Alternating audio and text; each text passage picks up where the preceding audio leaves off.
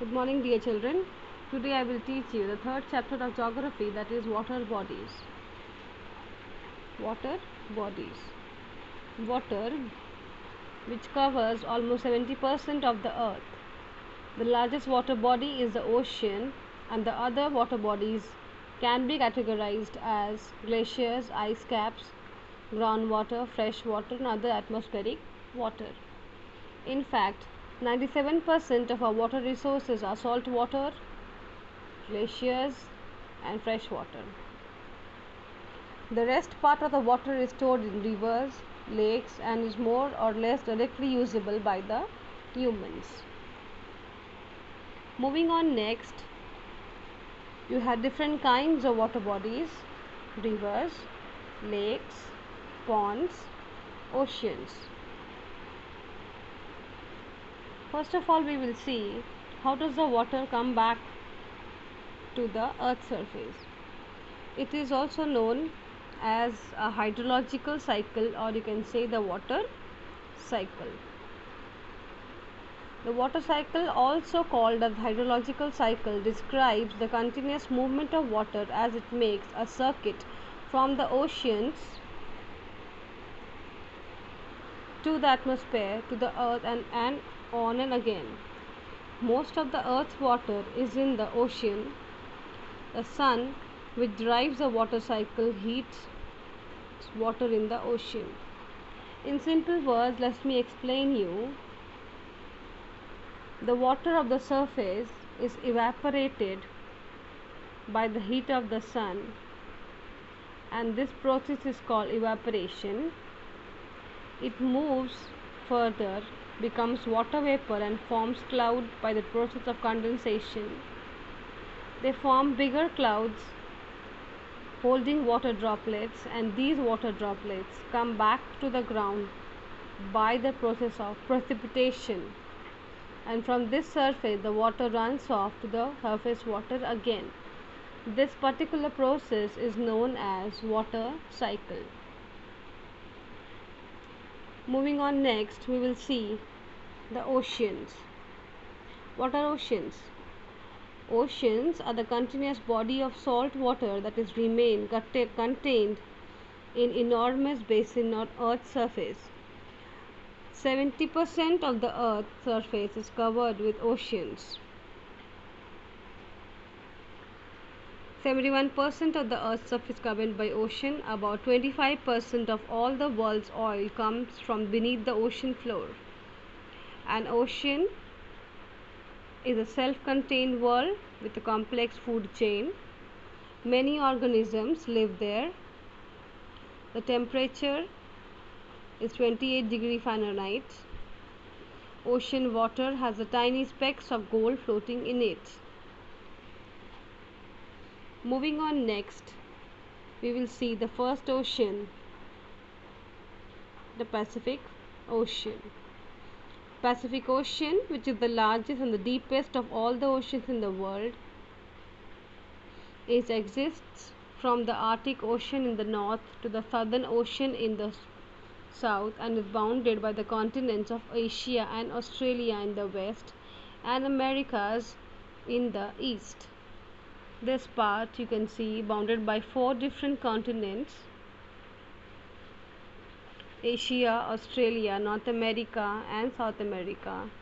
In between you can see the largest ocean, that is the Pacific Ocean. The Pacific Ocean, it is a home to the Ring of Fire, the greatest ocean. It is the world's deepest point and holds 50% of world's ocean water. Moving on next, you can see the dark blue patch. This is your Atlantic Ocean, which lies in between Europe, Africa, South America, and North America. Also considered as second largest ocean of the world.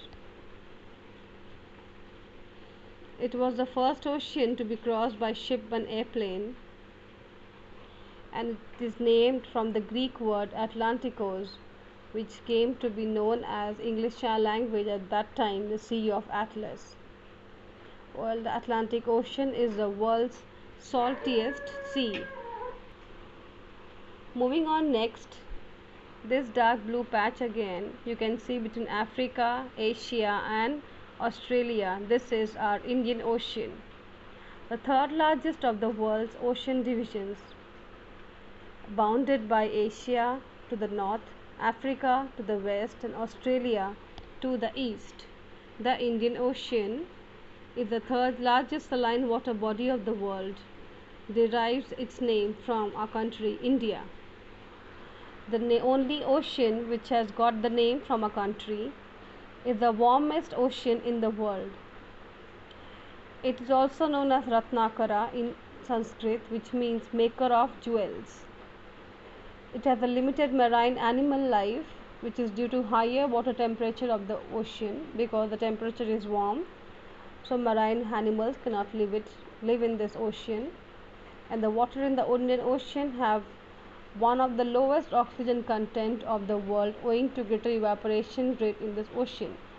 As the water in the ocean also has low oxygen, so marine animals cannot live here easily, so less amount of marine animals are found in this ocean.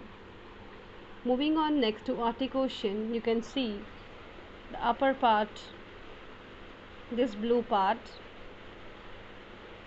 is the Arctic Ocean. It is the smallest and shallowest of all the world's 5 major oceans, also known as the coldest of all the oceans. The International Hydrographic Oceanization Organization recognizes it as the ocean, although some oceanographers call it the Arctic Sea.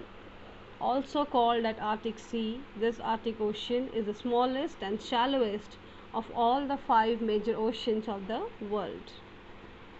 Moving on to its features, it is the smallest and shallowest and the coldest of all the oceans. Is roughly 8% of the size of the Pacific Ocean. During winter, the Arctic Ocean is completely covered in sea ice. We will see the next, that is the Southern Ocean, also known as Antarctic Ocean. This dark blue patch is your Antarctic Ocean, lies in the Antarctica.